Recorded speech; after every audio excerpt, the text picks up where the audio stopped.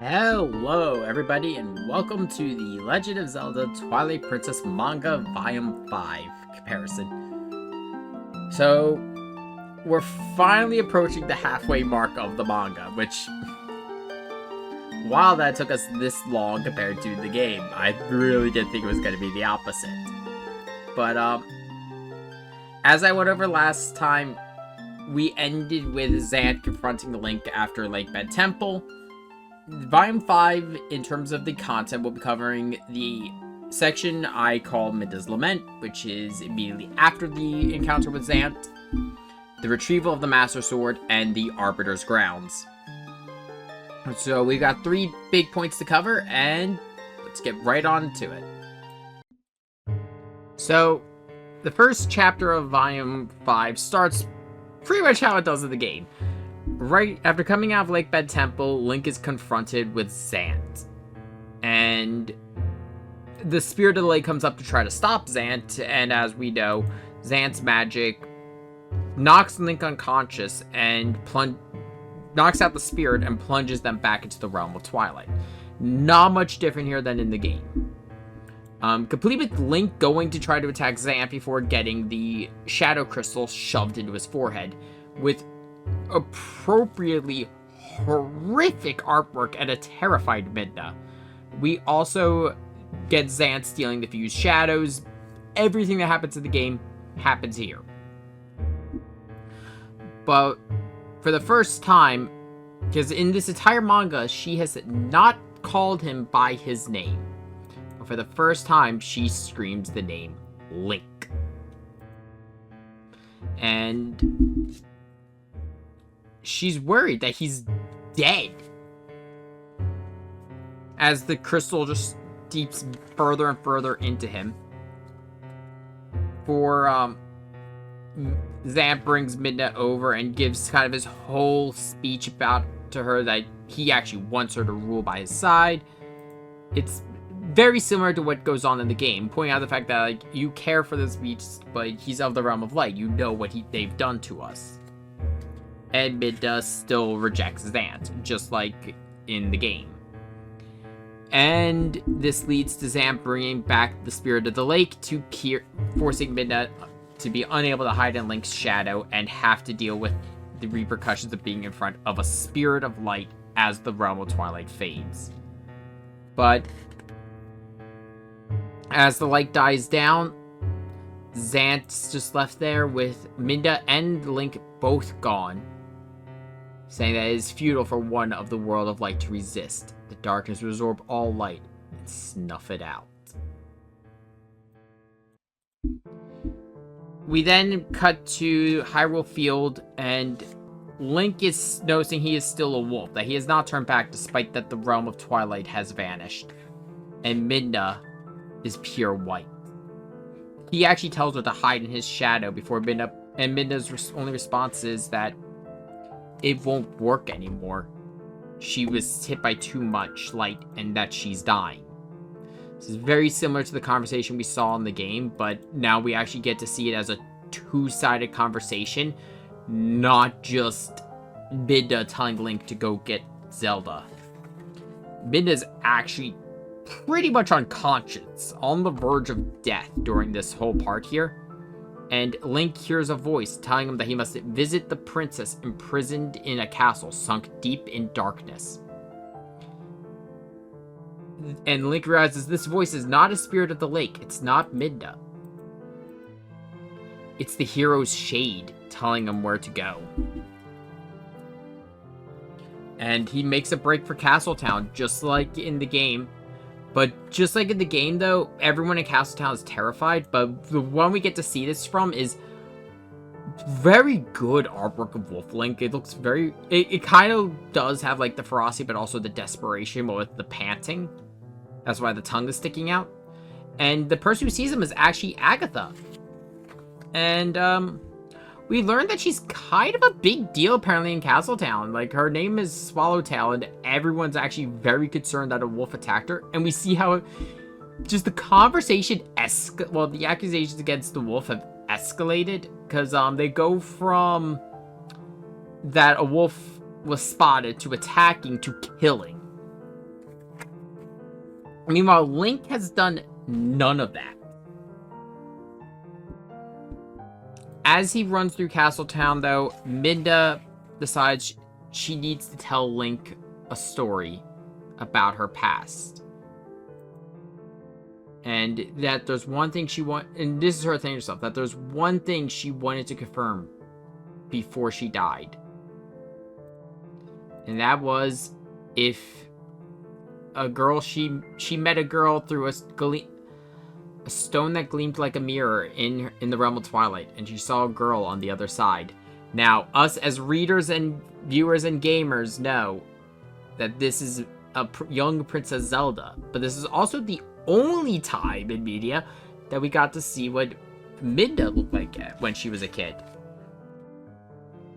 And she tells the story about how she met this girl, how she snuck out, and she's going to receive a scolding, and the only question from Zelda was just, will you be my friend?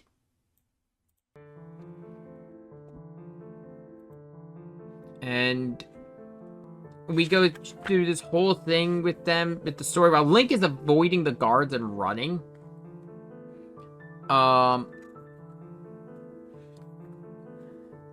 Link has, well, she promised her to meet up one day, and she just never showed up.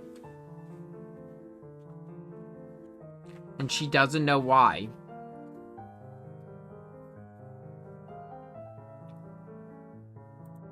That they made a promise to meet up, and Zelda just didn't show up. As this is going on, though, Link, running through Castletown, eventually makes it to Telma's bar, where the kitten that Ilya rescued actually helps Link, as well as Louise, Telma's cat. And she leads Link through the rafters, just like in the game.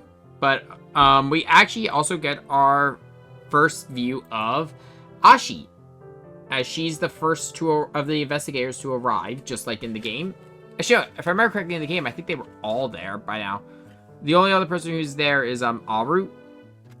As we saw, he was in the bar earlier with the Zora prince.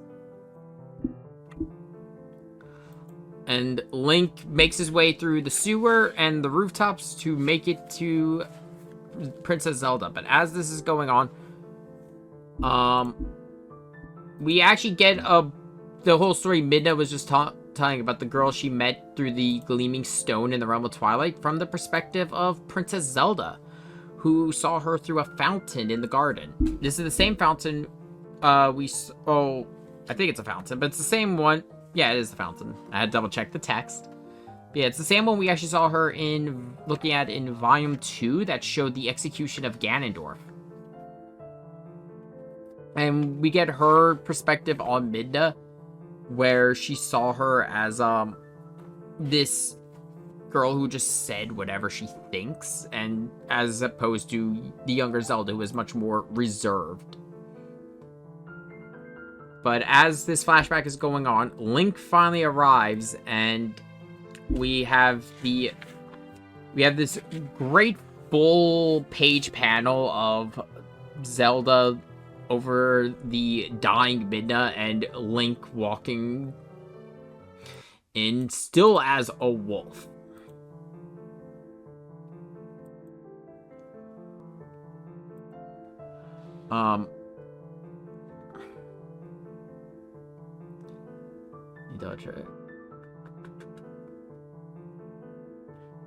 And as Midna's still laying there dying, Midna asks her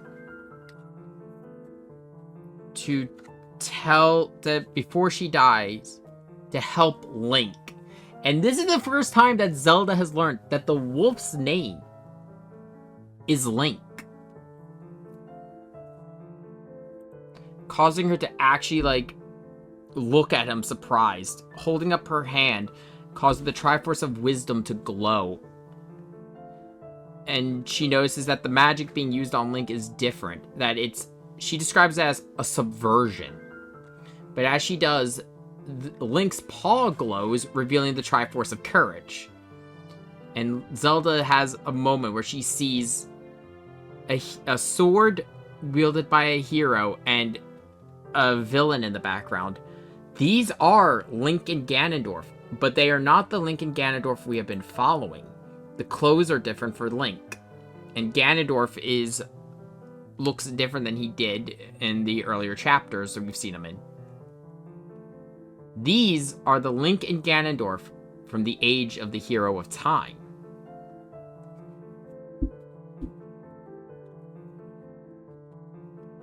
And she tells, with this revelation to her, that Link is the hero of courage. She tells him to go get the Master Sword, essentially. Same as with the games here. That's the Sword of Evil's Bane, evil cannot touch it, and that she also says that they have the same mark, that they've both been chosen by the gods. And then we finally get the rest of the story about Midna and Zelda's promise. They promised to meet up one day and share their most precious treasure to each other. Zelda went through, as a princess, she went through all this stuff, like she wouldn't call a treasure. She had the moment of realizing that she does have a treasure. She ditched her classes early and went to the fountain, much to her tutor's anger. Well, not anger, but concern, because that fountain's connected to the realm of Twilight, to darkness and evil to them. And she says that the girl she saw was her friend, and they accuse the young Midna of just trying to corrupt the Princess Zelda. And she reveals that while Midna did not recognize her, Zelda recognized her immediately. That this imp in front of her was the same girl she talked to all those years ago. And her greatest treasure she was going to reveal to Midna that day was her friendship. And that there was no greater joy than helping a friend. And, wait, no, wrong one, sorry. We get, the same scene we got in the game, where, Zelda gives up her Triforce to save Midna, or that's just what I assume is going on. It's kind of never really explained. Even in the manga, it's not really explained too much. It's just she gives Midna the light. And as this happens, we get a reversal of how this started. Zelda disappearing with Midna screaming her name. And Midna's just left there screaming that what sense does this make? Why would the Princess of Hyrule sacrifice herself for a denizen of the realm of Twilight? And just left herself saying, now I know that you were always my friend. Now that our duo has been reunited, though, with Midna saved, they don't really have much time to waste. As they leave the castle, much like in the game, the barrier appears, preventing them from entering the castle. And they set off to Faron Woods.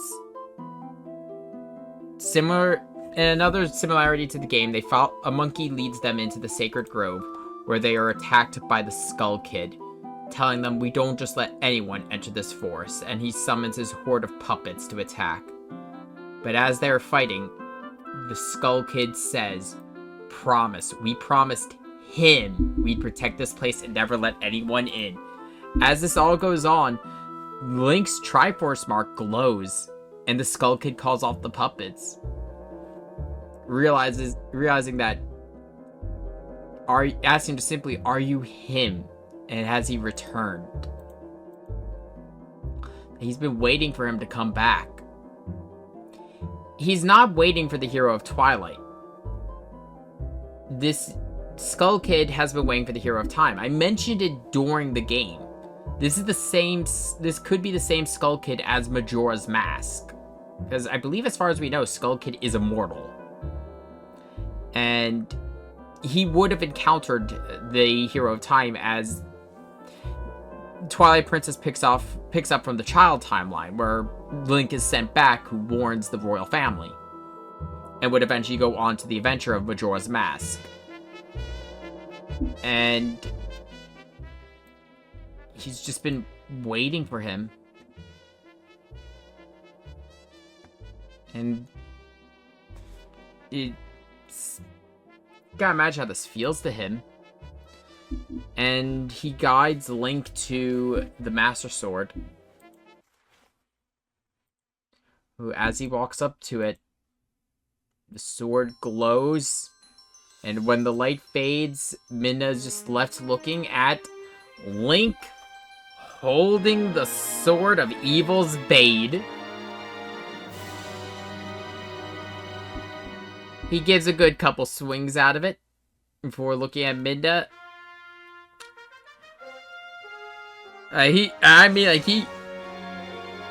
looks at her and just asks her simply, "Where should we go now?" The next scene actually takes him back to the bar,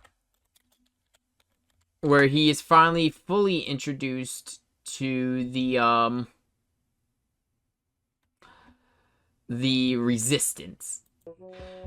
And he meets them just like in the game, so he's kind of surprised to see Shad there. He's surprised to see, well, actually, he's not met Aru and he's not met Aisha yet. Or, I don't think, no, he met Aru during the Zora Prince segment. And, of course, Ilya's there with all of her memory intact, as that plotline just does not happen. The secret village does not come up at all in the manga. So I don't believe it does. I don't remember it coming up. And actually, a little bit of detail to the man in the mask. Ilya serves Ordot pumpkin soup, and he says it's his favorite. As Link walks in, though, he takes off the mask and reveals Russell, who, proclaiming he thought Link was dead, gives him a hug. As it's just, he's just so happy to see Link is alive. And then, to kind of bring a damper on things, Aru tells the story about the Arbiter's grounds with the cursed mirror. And that's where they would send off criminals. Link realizes that this is the Mirror of Twilight, though oddly enough, in the manga, it is called the Mirror of Shadows. Another weird change, though, I believe that might just be another localization thing. I think Mirror of Shadows might be a direct translation. It's something similar that happens with the Fuse Shadows, though oddly enough, the Fuse Shadows, that was only in like 2 of the localizations, not the Japanese. Before heading off, though, Link has to stock up on equipment, and he goes to Milo Mart, where he says that's 100,000 rupees for the Hylian shield, and then 10,000 rupees for arrows. Much to Link's dismay, as he is broke. But as he's having this kind of panic, and he actually tries to buy the Master Sword off of Link. But as this is happening, though, a shadowy figure walks up and just says, 500 rupees is fine. And it's Mallow, revealing the fact that he already owns this store. Like, that whole bit just did not, when Link having to help him take over the sword does not happen. Mallow does it all on his own. And offers him the village prices. Because they don't do the whole, like, fucking cult, like, shop in this one. Instead, it's all done. And Link decides, he's gonna splurge a little bit. Not only does he get the Hylian shield and other general supplies, he also gets a whole new horse set for, like, a bunch of horse gear for Epona. Before heading out to the desert. And here Link brings up again that this is where his homeland was. That there was a city there once that's gone now. And he talks about how the city was meant to stand guard against the evils of the desert, like the criminals. But Link is starting to suspect that it might have been more, that it might have also been for the spirits of the royal family, of the Arbiter's Ground that hated the royal family. And Midna explains the Mirror of Shadow to Link, giving him kind of the same story that we already know, which is the whole,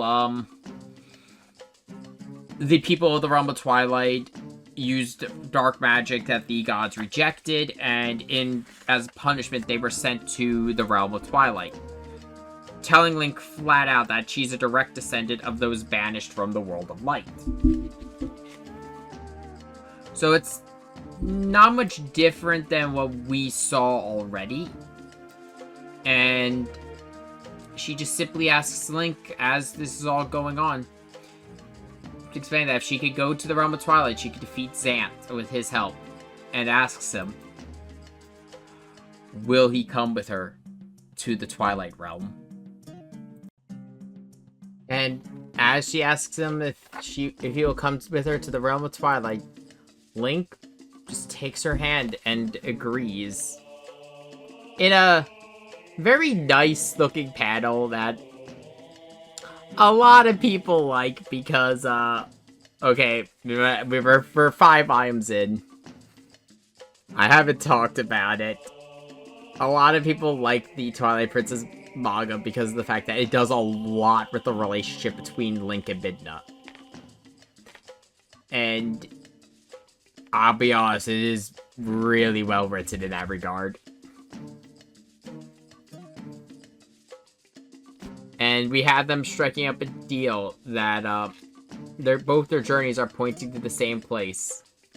And then that Link tells her they're partners. And they head off into the desert. And as they go, Midna actually feels cold, saying that she hears ghosts, but that they were not released by Zant. Their horrible voices are coming from the earth itself. And that leads them to the Arbiter's grounds. Link actually also, for continuity, Link has been on Epona this whole time and has Midna send her back to Castletown. So just in case anyone's wondering where Epona is right now. And Link enters the Arbiter's ground, and much like in the games, deals with various undead from Skulpos, Stalos, everything, and the Death Sword, who is proclaiming that Link is actually declaring that like they shouldn't be here. That's the world of the living, that they are the undead. And Death Sword lets them know that they are being held here by their hate, that they will not move on until the kingdom of Hyrule is destroyed.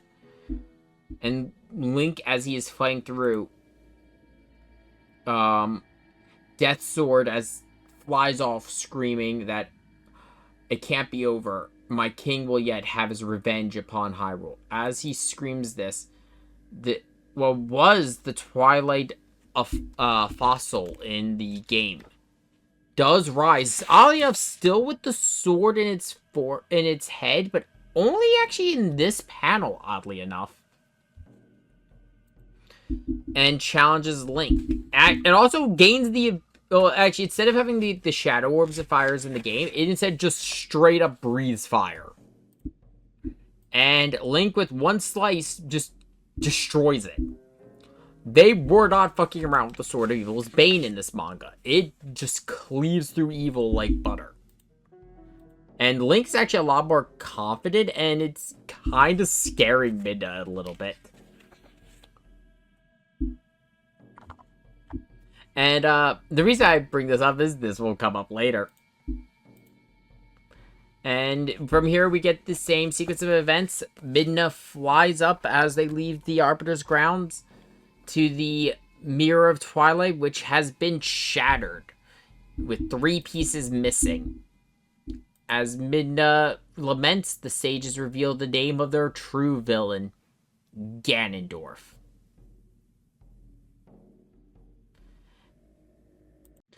And that brings Volume 5 to an end. There is a lot of differences here, mostly because of the fact that it is the exploration of Zelda and Midna's past. Which, if there's one critique I will heavily give Twilight Princess, it is the use of Princess Zelda in this game. She is more as a political hostage. Like, she's there because the kingdom has fallen and she can't do much else. Midna definitely takes a lot more of the starring role in both the game and the manga, but adding on to Zelda's backstory, as well as showing the fact that she remembers, or at least has visions of Ocarina of Time, with the vision she saw showing the Ganondorf and Link of Ocarina. And then to go a step further, the Skull Kid knowing the mark, and knowing that the Hero of Twilight is a reincarnation of the Hero of Time. And actually just looking so just happy to see his friend return. Which is just a very nice little nod to Majora's Mask, which they have also written a manga for. And then from there we go on to, like, the Arbiter's Ground they don't really do much with, but granted, they don't really do a lot with much of the dungeons. It's mostly the characters around the dungeons get to do more. Which, oh boy, that leads to the exciting next one. Because if we're talking about dungeons, the first dungeon after Arbiter's Ground is Snow Peak. And I already have very high opinions of Snow Peak.